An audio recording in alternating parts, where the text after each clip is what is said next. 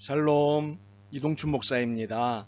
오늘도 여러분의 삶이 주님의 평안으로 가득하시길 기원하며 하나님의 말씀을 나누겠습니다. 오늘 주시는 말씀은 고린도후서 5장 20절 말씀입니다. 그러므로 우리가 그리스도를 대신하여 사신이 되어 하나님이 우리를 통하여 너희를 권면하시는 것 같이 그리스도를 대신하여 간청하노니 너희는 하나님과 화목하라. 아멘. 고린도후서 5장 20절 말씀을 본문으로 화해야 화목이 라는 제목으로 말씀을 나누도록 하겠습니다. 본문의 단어는 화목인데 설교 제목은 화해입니다. 이유가 있습니다. 화목이라는 단어가 잘못 번역된 것이어서가 아니라 사전적 의미 때문입니다. 화목의 사전적 의미는 다툼이 없이 즐겁고 다정함, 서로 뜻이 맞고 정다움입니다. 이렇게 화목은 따뜻한 뜻을 가지고 있습니다.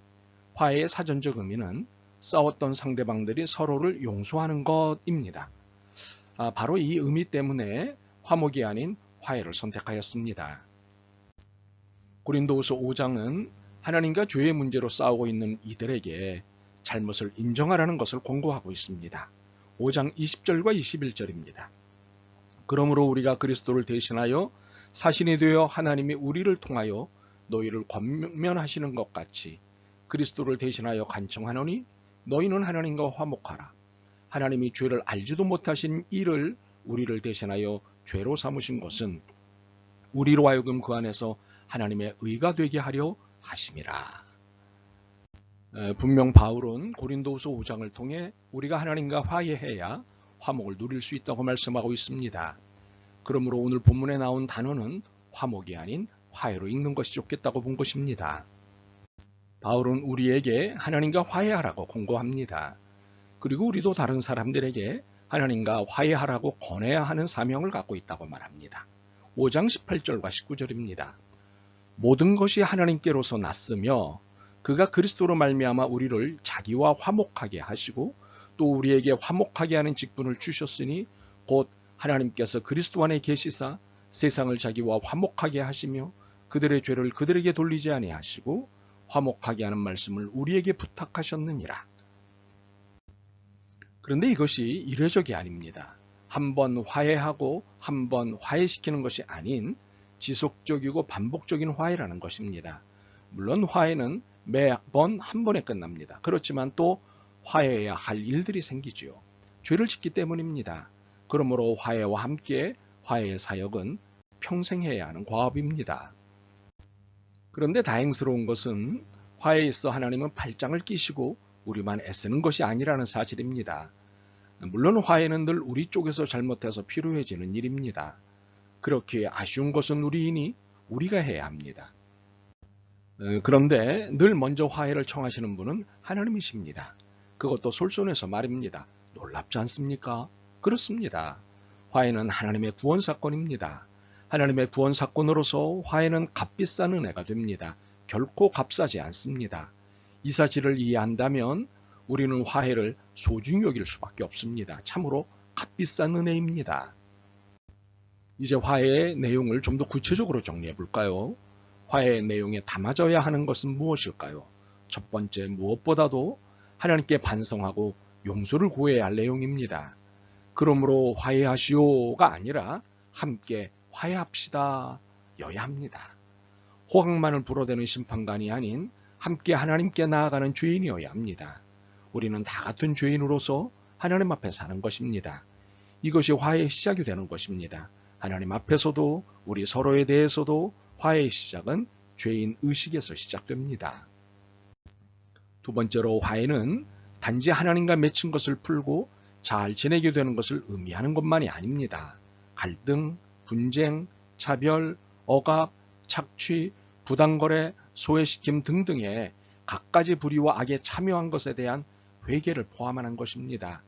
이것에 참여한 것이 잘못됐고 더 이상 이런 일에 참여도 관여도 하지 않겠다는 맹세가 화해의 전제 조건입니다. 이러한 자세를 취하는 이유는 우리가 새로운 존재가 되었기 때문입니다. 갈등, 분쟁, 차별, 억압, 착취, 부당거래, 소외시킴 등을 두고 그럴 수도 있는 것이 아니냐는 반응에서 이것들은 잘못된 것들이다라고 인정하는 새로운 존재가 되었기 때문입니다. 16절과 17절입니다.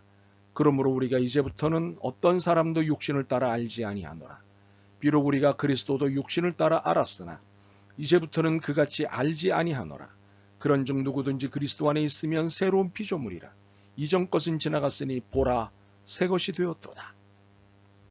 어떤 이가 나는 그리스도 안에서 거듭난 새로운 피조물이다 라고 합니다. 그런데 그는 갈등, 분쟁, 차별, 억압, 착취, 부당거래, 소외시킴 등을 그럴 수도 있는 것이라고 생각을 갖고 있습니다. 여전히 이런 삶을 살고 있습니다. 그렇다면 그는 새로운 피조물이 아닐 가능성이 매우 큽니다. 이러한 것이 우리 한국교회의 단호한 입장이어야 합니다. 그래야 하나님의 은혜를 값싸게 취급하는 작태들이 사라집니다. 세 번째로 화해는 철저하게 약자의 편에서 악을 제거하는 입장을 의라고 말합니다. 온갖 불의와 악이 지배하는 그 자리에 뛰어들어 차별하고 억압하고 착취하고 소외시키는 일체 행위들에 대해 이것은 하나님이 원하시는 것이 아닙니다 라고 분명히 선을 그어 말해야 합니다. 그리고 이를 적극적으로 제거해야 합니다. 우리는 종종 좋은 게 좋은 것이다 라는 말에 휘둘립니다. 안 됩니다. 좋은 것은 따로 있고 나쁜 것도 따로 있습니다. 그렇기 때문에 이렇게 대충 얼버무려 넘어가서는 안 됩니다. 그런데 하나님의 정의에 입각하여 갈등과 분쟁을 해결하려는 우리 그리스도인은 새로운 갈등에 휘말려들 수도 있습니다. 16절과 17절을 다시 읽어보겠습니다.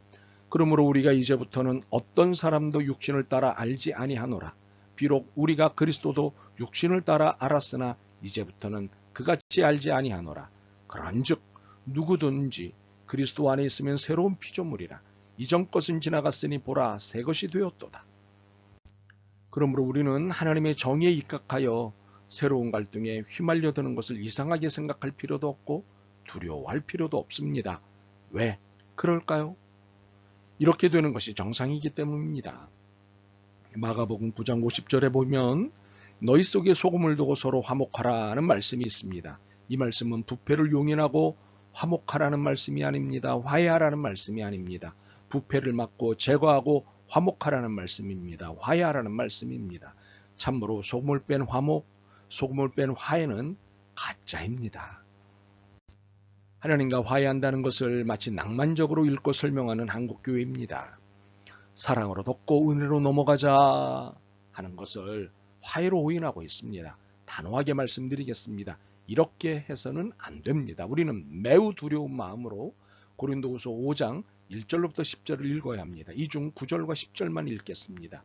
그런즉 우리는 몸으로 있든지 떠나 있든지 주를 기쁘시게 하는 자가 되기를 힘쓰노라. 이는 우리가 다 반드시 그리스도의 심판대 앞에 나타나게 되어 각각 선악간에 그 몸으로 행한 것을 따라 받으려 함이라. 우리는 우리를 위해 죽었다가 살아나신 그리스도의 대리자로 부름을 받았습니다. 이는 하나님의 명령에 따라 죽으시고 부활하신 주님의 모습을 따라야 하는 것을 의미합니다. 그렇게 죽기를 각오하고 불의와 악에 대항하여야 합니다. 왜냐하면 화해는 불의와 악을 제거해야 가능한 것이기 때문입니다. 이를 용인한 상태에서 화해를 운운하는 것은 마가복음 9장 50절을 말씀하신 그리스도를 우습게 여기는 것이 됩니다. 너희 속에 소금을 두고 서로 화목하라. 우리의 소망은 고린도후서 5장 1절에 전착해 있습니다. 만일 땅에 있는 우리의 장막집이 무너지면 하나님께서 지으신 집 곧 손으로 지으신 것이 아니요 하늘에 있는 영원한 집이 우리에게 있는 줄 아느니라. 그러므로 이 소망이 우리에게 있는 한 불의와 악을 제거하는 일이 두려운 일이 되어서는 안 됩니다. 누구라도 불의와 악을 저지르면 너희 속에 소금을 두고 서로 화목하라는 말씀을 적용해야 합니다. 하나님과 화목하게 해야 합니다. 저도 여러분도 누구도 예외가 없습니다. 그러므로 우리의 삶의 이유와 목적이 분명해졌습니다. 어서 하나님과 화해하는 것입니다. 그리고 모두를 하나님과 화해시키는 것입니다. 그래서 화목한 세상을 만들어야 합니다. 이 삶과 사역이 우리의 숙명이자 소명입니다. 아멘.